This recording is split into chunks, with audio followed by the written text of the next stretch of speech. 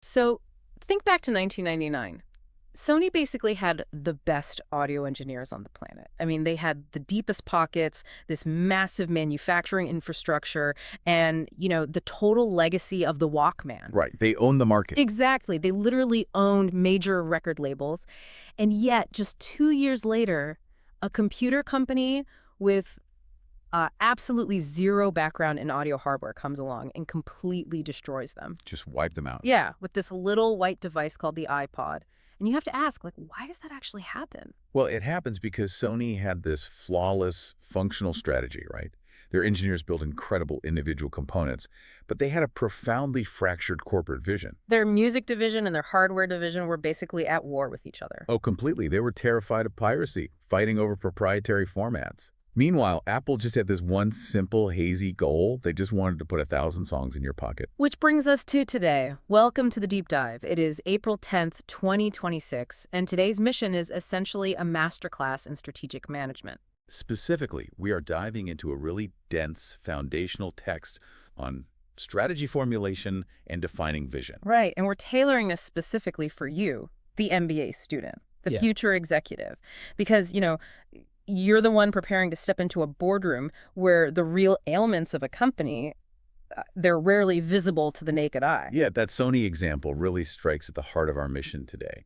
You're going to be dealing with these abstract, conflicting forces, right?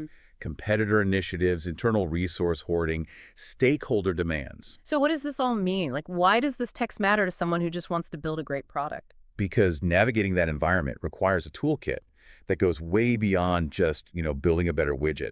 Strategy formulation isn't some theoretical exercise. It's a dynamic, real-time process. Right. You're trying to determine the actual courses of action you need to achieve your organizational purpose.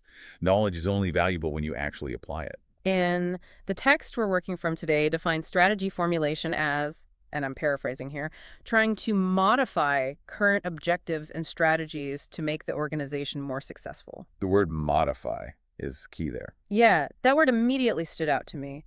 It implies that formulation isn't like this one-and-done executive retreat you hold when you found the company. No, it has to be continuous, because the market is continuously trying to destroy you. Cheerful thought. Well, it's true. I mean, the text talks about creating sustainable competitive advantages, but it explicitly puts the word sustainable in quotes. Ah, right. I noticed that. Yeah, because it acknowledges that most competitive advantages are eroded steadily by the efforts of competitors. I mean, you don't build a moat around your business and then just retire to the castle. Because your competitors are out there every single day inventing new shovels to fill your moat with dirt. Exactly. So the advantage is only sustainable if your effort to innovate and formulate strategy is continuous.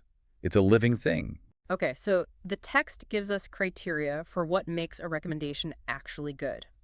It says a good strategic recommendation should be effective, practical meaning the resources are, actually available, feasible within a reasonable time frame, cost-effective, not overly disruptive, and acceptable to key stakeholders. Right. It's a long list. It is, but it basically all boils down to this concept it calls fits. Yes. Fits. That is the mechanism that separates academic theory from boardroom reality. How so? Well, in a classroom, you're usually just trying to find the fit between your company's competencies and an external market opportunity. Right, the classic SWOT analysis stuff. Exactly. That's the easy part. Yeah. The hidden mechanism, the one that actually gets CEOs fired, is finding the fit between the risks of your proposed strategy and the expectations of the organization. Okay, give me a tangible example of that kind of friction. What does that actually look like? Sure. Imagine you step in to lead a legacy telecommunications company. Your shareholders are mostly pension funds. They expect slow, steady dividend growth every single quarter.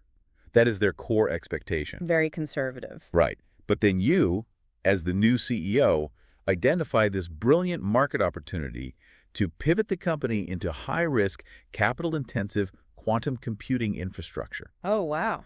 Okay. The market opportunity is totally real. Your engineering competency might even be adaptable, but the risk profile of quantum computing entirely violates the dividend expectations of your shareholders. So there's no fit. Zero fit. The board will reject the strategy outright, or they'll just replace you with someone who will protect the dividend. So you have to balance that external dream with the internal political and financial reality. Exactly. Okay, so to actually do this, the text lays out 4 primary steps in the formulation phase. First, reviewing the current key objectives and strategies. knowing where you are. Right, the baseline. Second is identifying a rich range of strategic alternatives. Third is a balanced evaluation of the pros and cons of those alternatives. And then step 4 is deciding on the alternatives that should be implemented. Yes, the 4-step. But wait, let's unpack this for a second. Why is implementation listed as the final step of formulation? What do you mean? Well, isn't implementation an entirely different phase of management? Like, it feels like buying this incredibly expensive, customized workout plan from a personal trainer, and step 4 of the written plan is just the phrase, go to the gym. I love that analogy. Yeah. But there's a reason it's included there. It is the #1 point of failure in business leadership. Golly. Absolutely. The text explicitly warns that the most wonderful strategy in the history of the world is completely useless if it's not implemented successfully. Which seems obvious, but I guess it happens all the time. Think about the case studies you analyze in your MBA program. How often do students, or even analysts, focus entirely on the brilliant idea? Oh, all the time. Everyone loves the brainstorming phase. Exactly. You spend all your energy on steps 1, 2, and 3. You evaluate the pros and cons, you find the market gap, you design the genius product. But then what? Well, if that genius strategy is overly disruptive, which was one of the failure criteria we mentioned earlier, the employees will just passively resist it. Right. So step 4 is inextricably linked to formulation, because a strategy that cannot be implemented is fundamentally a poorly formulated strategy. Wow. Okay, so you have to formulate for implementation. Yes. Let's look at Blockbuster in the early 2000s. Their CEO, John Antioco, he actually saw the digital threat coming. He did. He gets a lot of unfair criticism. He does. Because he formulated this strategy called Blockbuster Total Access to compete with Netflix. It integrated DVD by mail with in-store returns. And on paper like steps 1 through 3, it was highly effective. But he couldn't implement it. Exactly. Yeah. Because the franchisees who owned the physical stores and literally relied on late fees to survive actively revolted. The stakeholders wouldn't accept it. Right. The strategy failed at step 4. Which means the formulation itself was incomplete from the start. Antioco formulated a strategy for a centralized company, but he was running a franchise model. He ignored the structural reality of his own business. Which perfectly bridges us into where strategy actually happens inside a company. Because to avoid Antioco's fate, you have to understand the anatomy of the organization you're trying to maneuver. Yes, the text breaks down strategy formulation into 3 distinct levels, and these levels have to form an integrated hierarchy. Okay, let's map these out. Level 1 is the corporate level strategy. Right. The text says this is about broad decisions concerning the total organization's scope and direction, and it breaks this down into growth, portfolio, and parenting. Let's dissect the mechanics of those 3, because they're critical. Growth is basically your directional strategy. Are we expanding? Are we stabilizing?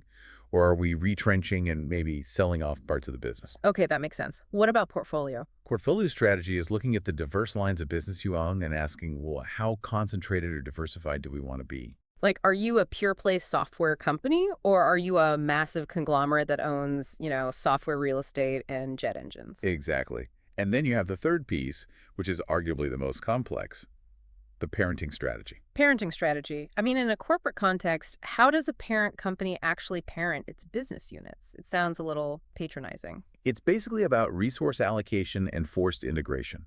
Think of a company like Disney. Okay. Disney is a massive corporate parent. They own Marvel, Pixar, ESPN, the theme parks. The corporate parenting strategy dictates how much autonomy those individual units get. Oh, I see.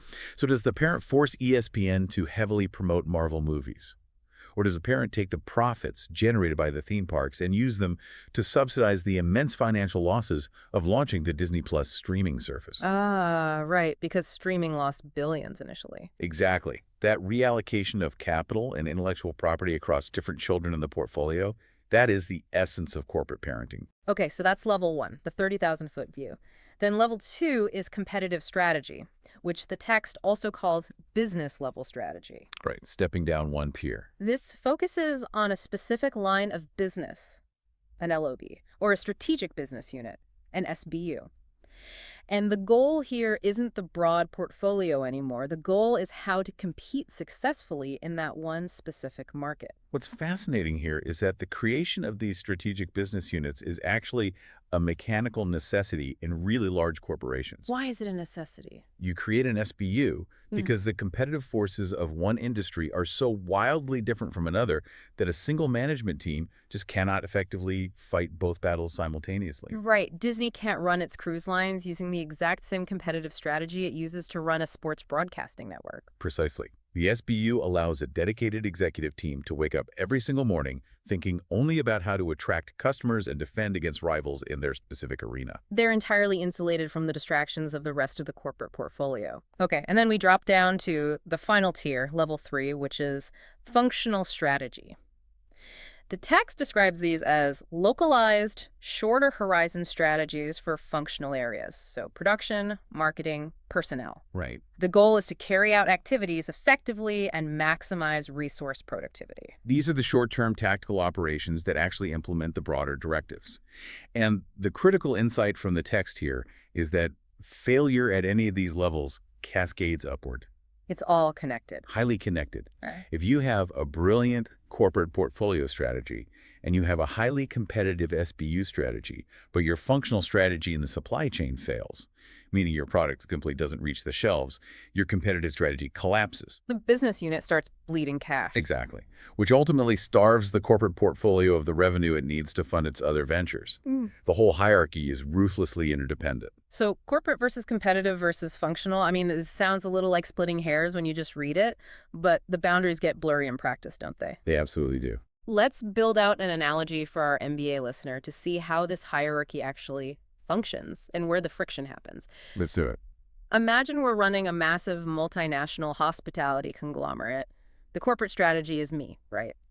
I'm standing in the boardroom deciding our portfolio mix. I decide we are going to own high-end luxury resorts in Europe and massive volume-driven casinos in Las Vegas. Okay, a classic diversification play. Yeah. You're allocating capital to two different lines of business with entirely different risk profiles and revenue models. Exactly. Now, zooming in, the competitive strategy is the team running one specific casino on the Las Vegas Strip. Their entire universe is just figuring out how to beat the casino right across the street. Right. So they decide their competitive advantage will be attracting high rollers by offering the most aggressive VIP comp system in the city. Okay, makes sense. And then the functional strategy is the pit boss scheduling the dealers. It's the marketing team designing the loyalty app. It's the culinary team sourcing the Wagyu beef for the VIP steakhouse. And as a future manager, you must know exactly which level you are being paid to operate within, because overstepping creates total chaos. Give me an example of overstepping in that casino. Well, imagine you're the functional marketing director at that casino, and you decide, entirely on your own, to start running ads targeting budget-conscious backpackers, just because you think it'll increase overall foot traffic. Oh, man. You've just completely undermined the SBU's competitive strategy of being an exclusive VIP destination. The high rollers are going to show up, see a crowded, budget-friendly lobby, and leave. Exactly. Functional misalignment destroys competitive strategy. But what happens when the friction goes the other way? Like, what if a brilliant functional strategy actually cannibalizes the corporate strategy? Oh, that's the classic innovator's dilemma. Look at Apple again. Yeah. The iPod was a massive SDU for them. It was a cash cow. But functionally, their engineering team was developing the iPhone. And the iPhone's functional success meant the literal destruction of the iPod's competitive dominance. It did. And that is the ultimate test of corporate-level parenting strategy. How so? Well, a weak corporate parent will protect the legacy SBU. They'll actually cripple the new technology to protect the iPod's revenue stream. Like Sony crippling digital downloads to protect CD sales. Exactly. But a strong corporate parent like Apple under Steve Jobs makes the deliberate, very painful corporate strategy decision to cannibalize its own child before a competitor can do it for them. Wow. They allow the functional innovation of the iPhone to essentially rewrite the entire corporate portfolio. That takes serious guts. So, okay, we have the engine, we understand the 4 steps of formulation, we understand the 3 levels where that strategy actually lives. But an engine, no matter how perfectly integrated it is, doesn't actually tell you where to drive. Right. Which bridges us to the concept that sits above this entire hierarchy, the North Star. Yeah. The business vision. The vision. The text introduces this idea of the hierarchy of goals. It says the very first task in the process of strategic management is formulating the organization's vision and mission statements. Right. Below vision and mission, you have goals, then objectives, and finally, plans. And just to clarify, those plans and objectives at the bottom, those are the functional level strategies we just unpacked, but they all have to roll up to the vision. Right. So how does the text actually define a vision? Well, Bennis and Nannis define vision as a mental image of a possible and desirable future state of the organization. Okay, pretty straightforward. But the framework that most business schools rely on, which is heavily highlighted here, is the Collins and Porras definition. Yes, built to last. Exactly. They divide a well-conceived vision into two distinct components. You have the core ideology, and then you have the envisioned future. Okay, let's break those down. The text describes core ideology as the enduring values. It's the what we stand for and why we exist part. And this part remains entirely unaffected by environmental changes. Like the market crashes, an AI revolution happens, a global supply chain completely collapses. Your core ideology does not flinch. It's the bedrock. Yeah. And then the second part is the envisioned future. This is the long-term goal. It is what we aspire to become, to achieve, to create. And this part demands significant change. It forces the whole organization to stretch. And what's really important here is that the text explicitly notes a paradox regarding the nature of this envisioned future. What's the paradox? It points out that by its very nature, a true vision is hazy and vague. Collins famously calls it a big, hairy, audacious goal, or a BHE. Right, the BHAG. But here's where it gets really interesting for me, because that feels entirely counterintuitive to someone trained in modern business analytics. Oh, sure. I mean, if you were an MBA listener right now, your entire curriculum is built on precision. You're doing complex financial modeling, algorithmic logistics, exact risk probabilities. Why on earth would a boardroom filled with people who are obsessed with data actively want a goal that is fundamentally hazy? Because precision does not generate human motivation. What do you mean? I mean, a quarterly earnings target of a 4.2% margin increase is very precise, but it is entirely sterile. It speaks to the spreadsheet, right? It doesn't speak to the workforce. A vision has to capture the minds and the hearts of the people who are going to be out there executing those grueling functional strategies every day. Okay, that makes sense. The text uses Henry Ford's early vision as an example. A car in every garage. It's a perfect example, because when Ford articulated that, it was a ridiculously hazy BHAG. I mean, it was the early 1900s. Cars were literally luxury toys for the ultra-rich. Exactly. He had absolutely no functional strategy for how to achieve it at the time. He hadn't perfected the moving assembly line yet. He didn't know how to source raw materials at that kind of scale. He just had the hazy image. Right.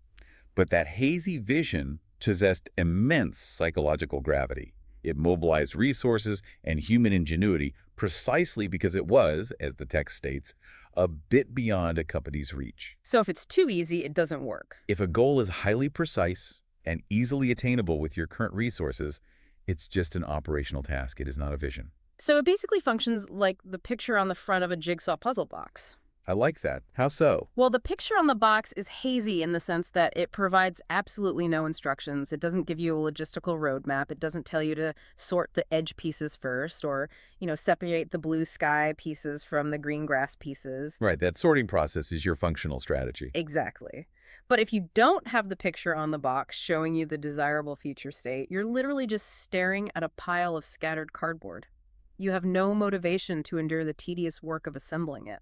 That's a great way to look at it. And to ensure that the picture on the box is actually effective, the text highlights the research of Nutt and Backoff. Right. They identified 4 generic features that a vision must possess to actually enhance organizational performance. Yes. Possibility, desirability, actionability, and articulation. Okay, let's test these. Because as a manager, this is how you spot the difference between a functional, powerful vision and just hollow corporate jargon. Let's do it. First is possibility. The vision has to entail innovative possibilities for dramatic organizational improvements. It implies a fundamentally different, better future, not just maintaining the status quo. Right. And second is desirability, which is incredibly difficult to achieve in practice. Why is it so difficult? Because it means the vision has to draw upon shared organizational norms and values. It has to actually resonate with the workforce. Okay. Imagine a corporate board declaring a new vision, We will ruthlessly automate our middle management tier to maximize shareholder dividend yields by 2030. I mean, that is highly possible. It's Yeah. clearly articulated, and it's definitely actionable for the software engineers. But it completely fails the desirability test. The workforce will read that vision and instantly realize it is actively hostile to their own existence. They are definitely not going to rally behind that. No, they'll unionize, or they'll actively sabotage the software implementation. Or the best talent will just jump ship to a competitor. A vision that lacks desirability among the very people required to execute it is basically a suicide pact. Okay, point taken. Third is actionability. This means people must be able to see actions in the vision that are relevant to them. Right. So the vision is this 30,000-foot BHAG, but the logistics manager, who is grinding out shipping rate negotiations, needs to be able to look at a car in every garage and understand how shaving 2 cents off a freight contract directly serves that grand image. Exactly. If they can't connect their daily work to the vision, it's useless. And finally, you have articulation. Powerful imagery. Yes, a computer on every desk and in every home. That was Microsoft's early vision. It creates an instant, undeniable mental picture. On the other hand, if your vision statement is just a paragraph of buzzwords about leveraging synergistic paradigms to optimize omnichannel stakeholder value. Ugh, I've read that vision statement before. We all have, but you have failed the articulation test. No one can picture a synergistic paradigm. No one wants to either. So, okay, operating without this kind of powerfully articulated vision, it isn't just a matter of having low morale, right? The text moves into the high stakes of vision, and it makes it very clear that lacking a vision is basically a terminal disease for a company. It really is. The text explicitly links strategic vision to competitive advantage, overall performance, and ultimately survival. It actually quotes an author named Beaver. I wrote this down because it's so striking. It says, unless companies have clear vision about how they are going to be distinctly different and unique in adding and satisfying their customers, they are likely to be the corporate failure statistics of tomorrow. Corporate failure statistics. That is a brutal phrase. It is brutal, but it's the reality of capital markets. The text explains that a lack of vision is the primary reason why companies fail to build their core competencies, even when they have access to adequate resources. Wait, explain that. How can you have resources but still fail? Because you can have billions of dollars in cash reserves, but if you don't have a vision directing where the future is going, you will spend that cash optimizing obsolete technologies. Ah. Look at Sears. Oh, perfect example. They had massive capital, prime real estate, and arguably the greatest logistical supply chain of the 20th century. They were the Amazon of their day through the catalog. Exactly. Yeah. But they lacked a vision for the digital future. So what did they do? They spent their capital remodeling department stores. Meanwhile, Amazon was building out the internet's infrastructure. Sears became a failure statistic because they failed to build new competencies when they had the chance. Because they had no vision telling them to do so. The text also references Parikh and Neubauer, who outlines 7 distinct advantages of having a vision. It fosters long-term thinking, it creates a common identity, it's inspiring, it represents a discontinuity, it fosters risk-taking, it's competitive or unique, and it represents a genuine benefit to people. There's a lot there, but the concept of discontinuity is particularly vital for an MBA mindset. Why is that the one that stands out to you? Because in business school, you are heavily trained in continuous improvement frameworks, things like Six Sigma, lean management, Kaizen. Right, shaving off inefficiencies. Exactly. Those are designed to create a linear, 5% increase in efficiency year over year. But a true vision demands a discontinuity. It asks for a step function jump ahead. It's not about making a better horse, it's about building a car. Precisely. It demands that you completely abandon the current operational baseline and invent a totally new paradigm. And because it demands that massive jump, it triggers the next advantage on that list. It fosters risk-taking and experimentation. Yes, it provides cover. Right. You cannot achieve a discontinuous leap by just playing it safe within your current functional strategies. The vision provides the psychological safety for your teams to fail, to iterate, and to experiment, because everyone knows business as usual isn't going to reach the BHAG anyway. Exactly. And there is a psychological component to this that the text highlights, which often invites skepticism from hard-nosed executives. What's that? It notes that organizations preparing for transformational change often undertake what it calls envisioning exercises. And it states that this process can enhance the self-esteem of the participants. Okay, let me stop you right there, because when I read that in the text, it sounded like pure corporate therapy. I know. I mean, if I am an investor, am I paying high-priced consultants just to hold workshops that boost middle management's self-esteem? Like, where is the hard, measurable ROI in making employees feel warm and fuzzy during an envisioning exercise? I hear you. But the ROI is entirely defensive. It is about preventing the collapse of Step 4 implementation. Going back to the implementation gap. Exactly. Yeah. Read the text's subsequent warning. It says, lack of an adequate process for translating shared vision into collective action is associated with the failure to produce transformational organizational change. Okay. If you just sit in the corporate suite and dictate a massive discontinuous change from the top down, the organization's immune system will reject it. You'll get that malicious compliance we talked about, or outright sabotage. Right, because it is your vision being forced upon them. Yeah. But if you bring stakeholders into an envisioning exercise, their self-esteem is boosted because they actually possess agency. They see their own fingerprints on the blueprint. Ah, so they own it. Yes. So later on, when the functional implementation gets incredibly difficult, when budgets are slashed, when timelines slip, when the friction is at its absolute highest, they will push through it. Why? Because they're executing a vision they helped build. So the ROI of that boosted self-esteem is that your strategy actually survives contact with reality. Precisely. Okay, so having a vision is non-negotiable, and involving the organization is critical for the survival of the implementation. But how does an executive actually put pen to paper and draft it? Right. You can't just put 300 employees in a room and ask them to collectively write a sentence. That would be awful. So the text points to Nutt and Backoff again, who identify 3 distinct methodologies for crafting a vision. Let's walk through these. Process number 1 is the leader-dominated approach. This is the prevailing myth of American business leadership, right? The lone genius. The Steve Jobs model. Exactly. The CEO goes into isolation, has an epiphany, and then comes down from the mountain to deliver the strategic vision to the masses. But the text immediately critiques this, right? Yeah, it does. It argues that this approach totally violates the philosophy of empowerment, which maintains that people should be involved in the decisions that ultimately affect their livelihoods. Okay, so process number 2 is the pump priming approach. The text says the CEO provides visionary ideas, but selects groups within the organization to further develop them within broad parameters. Think about the mechanics of an old hand pump water well. Okay. Sometimes the pressure drops inside the well, and you can pump the handle all day long, but no water comes up.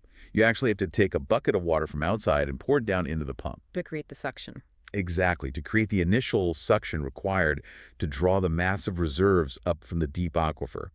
In this approach, the CEO provides that initial splash of water, a provocative idea, a broad parameter. They aren't writing the final vision. No. They use their idea to prime the organizational pump. They let selected task forces challenge the assumptions and draw the real insights up from the deep functional levels of the company. I really like that analogy. So that leads us to process number 3, the facilitation approach. The text describes this as a co-creating approach. A wide range of people participate. The CEO does not provide the vision. Instead, they act as an orchestrator or a facilitator. Right. And the text argues this is actually the approach most likely to produce better visions and more successful change. Because it directly echoes a principle found in the text's exercises. Employees have a greater role to play in formulating strategy. The facilitation approach weaponizes that principle to guarantee collective action during the implementation phase. But I'm looking at this claim, and I just struggle to see how it doesn't devolve into a total bureaucratic nightmare. What's your concern? Well, we established earlier that a vision must be a powerfully articulated image, a car in every garage. Right. If you use a facilitation approach and have hundreds of employees co-creating the vision, aren't you just guaranteeing a watered-down, design-by-committee disaster? A committee doesn't give you a computer in every home. No, they don't. A committee gives you a multifaceted technological solution that synergistically addresses the diverse needs of our omni-channel stakeholders while remaining carbon neutral. That's hilarious. But it's true, it loses all its teeth. If the CEO acts merely as a passive aggregator taking a vote on buzzwords, then yes, it will be a complete disaster. But the text uses a very specific word to define the CEO's role in this approach. Which word? The CEO acts as a facilitator, orchestrating the crafting process. Orchestrating, like a conductor. Precisely. The conductor of a symphony orchestra does not play the violins. They don't write the original sheet music.